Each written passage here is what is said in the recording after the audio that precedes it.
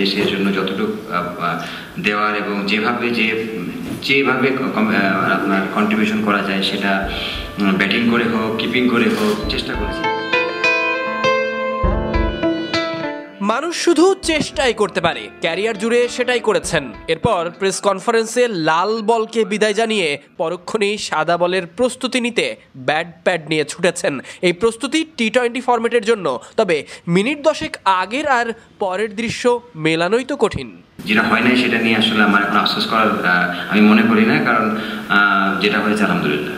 এভাবে ব্যাট হাতে ছোটার কিছুক্ষণ আগে আবেগহীন ইমরুল, যিনি সবকিছু সহজেই মানতে জানেন, তিনি সতীর্থদের ঘাড়ে চেপে বিদায় নিয়েছেন। দেখা হয়েছে পুরনো সতীর্থ মাহমুদুল্লাহ রিয়াদের সঙ্গে।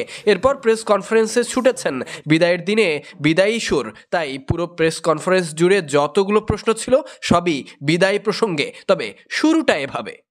ফার্স্ট ক্লাস ডেবু হয়, তখন চিন্তা ওইভাবে করি নাই যে বাংলাদেশ টিমে হয়ে এতগুলো টেস্ট ম্যাচ খেলতে পারবো। অভিষেকের আগে তিনি জানতেন না বাংলাদেশের হয়ে 39খানা টেস্ট ম্যাচ খেলতে পারবেন।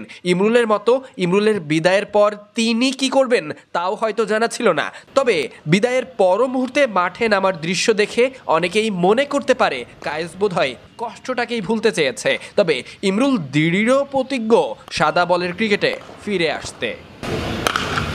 চেষ্টা করে যাব ক্রিকেটে এনজয় করার জন্য, এনজয় করব এবং বিপিএলটা চেষ্টা করব ভালো পারফর্ম করা।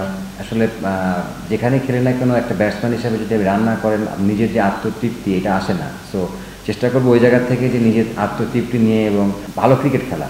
ঘরোয়া ক্রিকেটের টি-20 ফরম্যাটটা চালিয়ে যেতে চান, সঙ্গে বিপিএল তো আছেই। মুখ ফুটে জাতীয় দলের কথা বলতে না পারলেও জাতীয় দলে ফেরার স্বপ্নই ঘুরপাক খাচ্ছে। অন্তত সাদা বলের ওয়ানডে ফরম্যাট কিংবা টি-20 ফরম্যাটে তার মাঠে নেমে যাওয়ার দৃশ্য এগুলোই প্রমাণ করে। এসেছেন, দীর্ঘক্ষণ ব্যাটিং করেছেন, এক্সট্রা আর্ম দিয়ে ছোড়া বলে নিজের ব্যাটিংটাকেই ঝালিয়ে নিয়েছেন। বিদায়ী ম্যাচে যে ব্যাটিং করা খুব বেশি সময় হয়নি, তাই সুযোগ পেয়ে একাডেমি মাঠে ইমরুলের ব্যাটে বলে লড়াই।